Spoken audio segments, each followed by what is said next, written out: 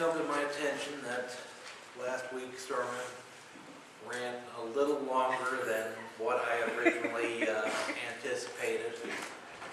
So this week things should probably run no longer than 35 minutes.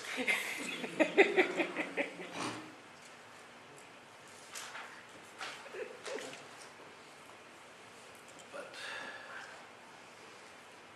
to consider gold and silver.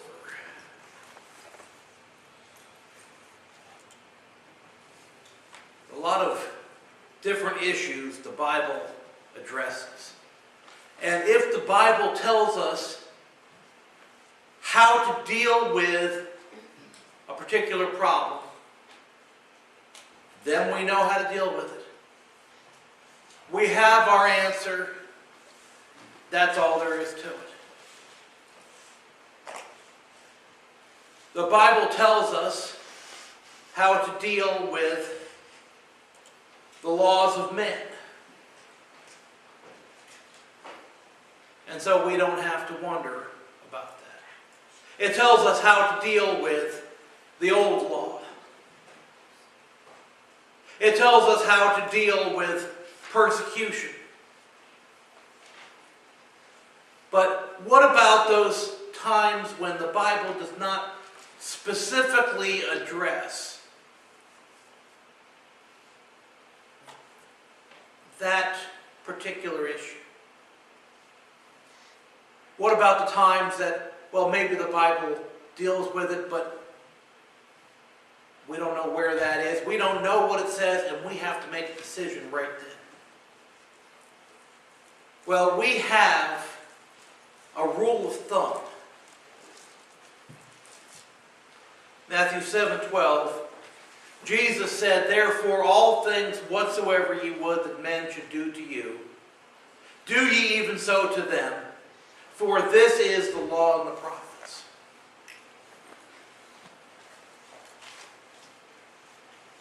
This verse is commonly known as the Golden Rule. We paraphrase it sometimes, "Do unto others as you would have them do unto you."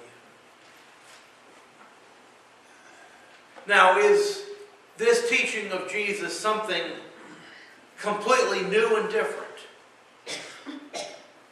Well, yes and no. You see, throughout time, many religions have taught something similar. Hinduism taught, "This is the sum of duty. Do not to others which, if done to thee, would cause thee pain." Buddhism said, "Hurt not others with that which pains yourself." Judaism said, "What is hateful for you to you, do not to your fellow men." That is the entire law. All the rest is commentary. Islam says, "Let none of you treat his brother in a way he himself would not like to be treated."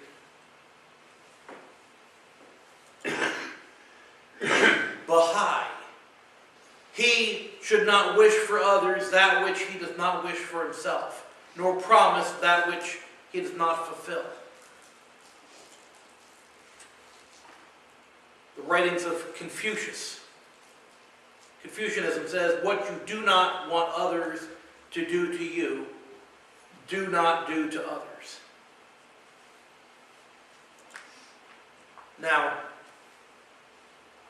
I don't know if anybody noticed, but these are similar to what Jesus said, but they're not the same.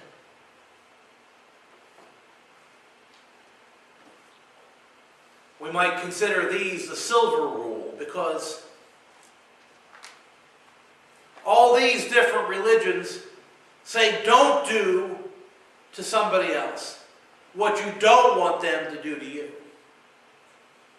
Now, that's not a bad teaching. But you know what? You can ignore somebody and fulfill that. You can do absolutely nothing, and you're not doing to somebody else what you don't want them to do, what you wouldn't want them to do to you. Jesus took it a step further. The golden rule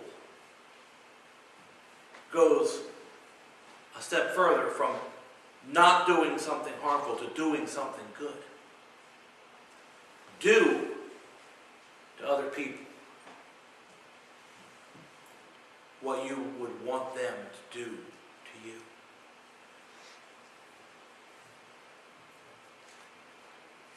That fits right in with the rest of what Jesus taught in the context there with that Sermon on the Mount. He said, "For I say unto you that except your righteousness shall exceed the righteousness of the scribes and Pharisees, you shall in no case enter into the kingdom of heaven." You see, you could do no harm to anybody, and the Pharisees would probably say, "Well, that's a good thing. That's righteous." But Jesus said you have to do more than that. You have to exceed that. You have to do good. Look at his examples of exceeding that righteousness. What did he say there in that same context? Ye have heard it said, you have heard that it was said by them of old time, "Thou shalt not kill. And whosoever shall kill shall be in danger of the judgment." But where had they heard that? They heard that from the scribes and Pharisees. "But I say unto you, that whosoever is angry with his brother without cause shall be in danger of the judgment. And whosoever shall say to his brother, Raca, shall be in danger of the council. But whosoever shall say, Thou fool, shall be in danger of hellfire."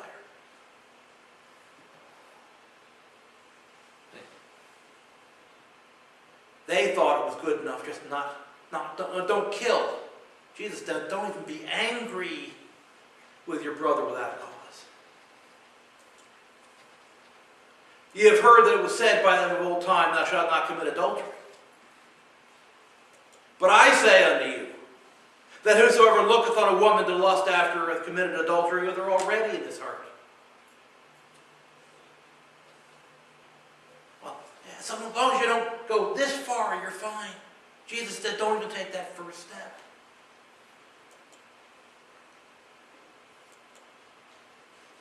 You have heard that it hath been said, "An eye for an eye, and a tooth for a tooth."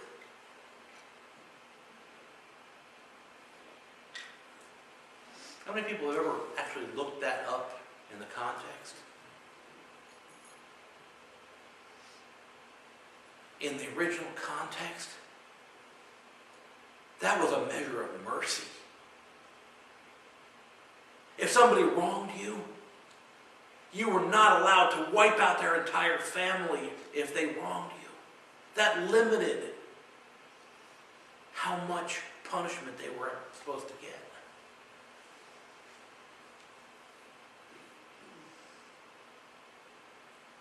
But everybody has the idea. They had it in Jesus' day, they have it today, that, oh, you're supposed to give back everything that they gave you.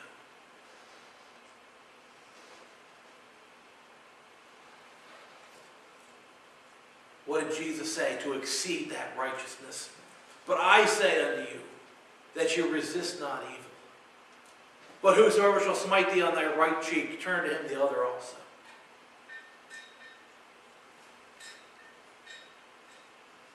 Don't fight up to that very limit. Find a way to stop the fighting.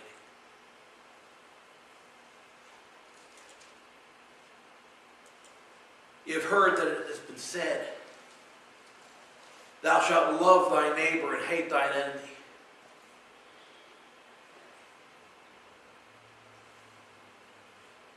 Guess what? That wasn't even Old Testament teaching. But that was what the Pharisees said. Love your neighbor.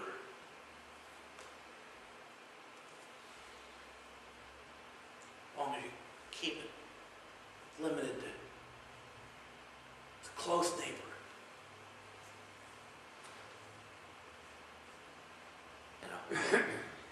You know, all men are neighbors, but I wouldn't let my sister marry one. But I say unto you, love your enemies. Bless them that curse you. Do good to them that hate you, and pray for them which despitefully use you and persecute you.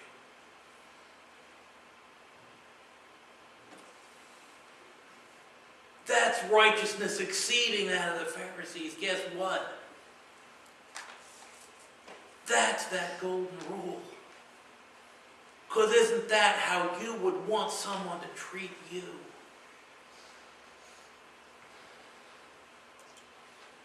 What would that mean in practice? What would that mean in a real world situation? If you were lost in sin,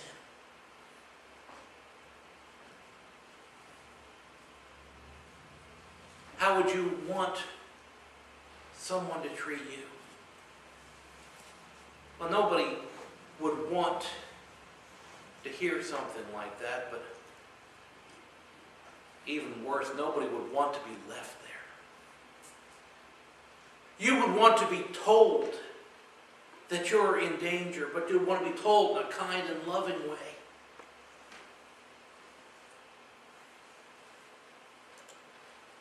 Second Timothy 2:24-26. The servant of the Lord must not strive, but be gentle unto all men, apt to teach, patient, in meekness, instructing those that oppose themselves. Tell me that's not talking about somebody who's lost in sin. If God peradventure will give them repentance to the acknowledging of the truth, and that they may recover themselves out of the snare of the devil, who were taken captive by him at his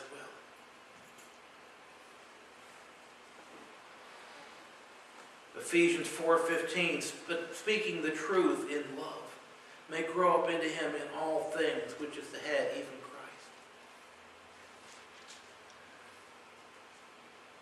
We would want somebody gentle and patient to be willing to sit down with us, to be willing to tell us, here's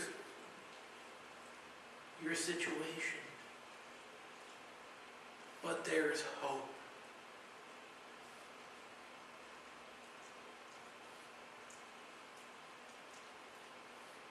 Too often people have the idea that we go out trying to show people, look, see, here it says in the Bible you're lost. Ha! In your face. I'm right, you're wrong. No. It's not to win an argument, it's to win a soul.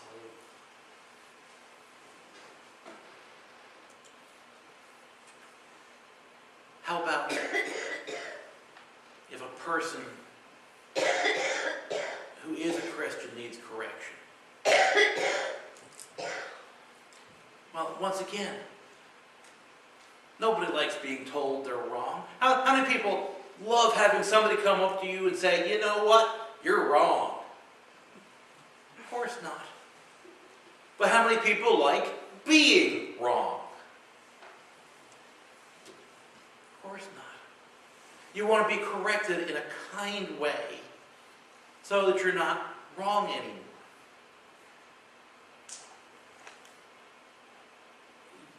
You want somebody to say, you know, here's something maybe you've never seen before.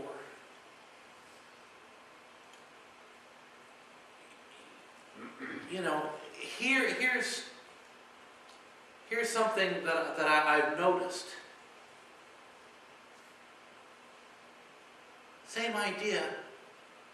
A gentle, loving correction with the idea of bringing the person back. Galatians 6, 1 and 2. Brethren, if a man be overtaken in a fault, ye which are spiritual, restore such a one in the spirit of meekness, considering thyself, lest thou also be tempted. Bear ye one another's burdens, and so fulfill the law of Christ.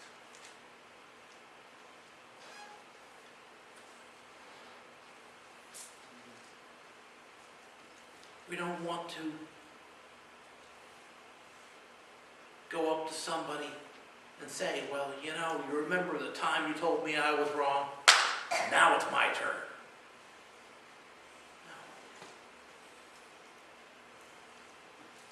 No. That word restore there, that's the same word you would use for setting a broken bone.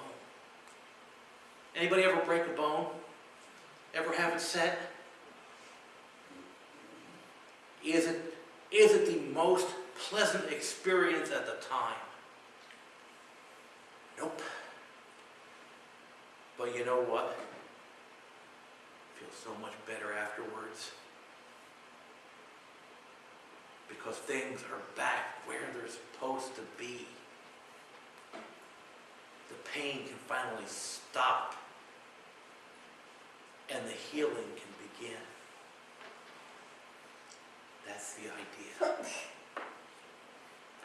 How about just dealing with one another in general? Romans 12:10 says, be kindly affectioned one to another with brotherly love, in honor preferring one another. We started talking about this in the Bible class. If I'm looking out for you, trying to do the best for you, and you're looking out for me, and she's looking out for him, and we're all trying to do the best for one another, then nobody's going to be feeling like,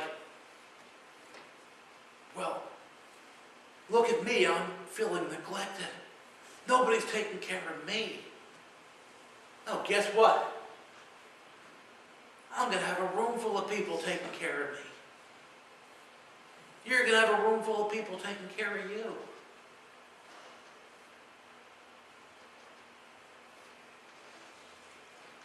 Isn't it going to be great if we're all taking care of one another, growing closer to one another, looking out for one another, doing unto one another, the way the Bible tells us to.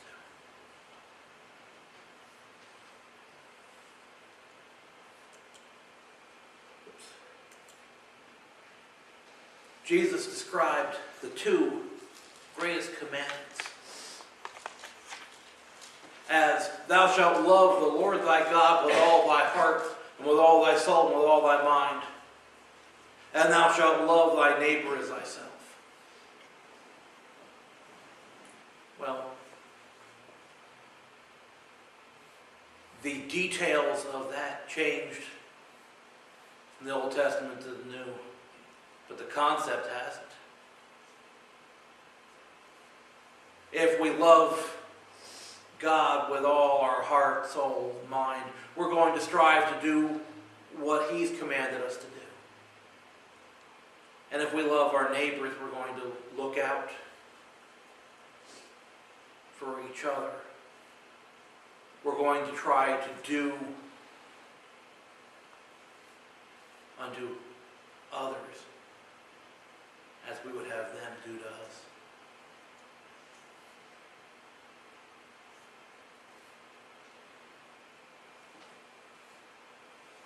there's anything that anybody needs to do this morning to fulfill either one of these commandments, if you need to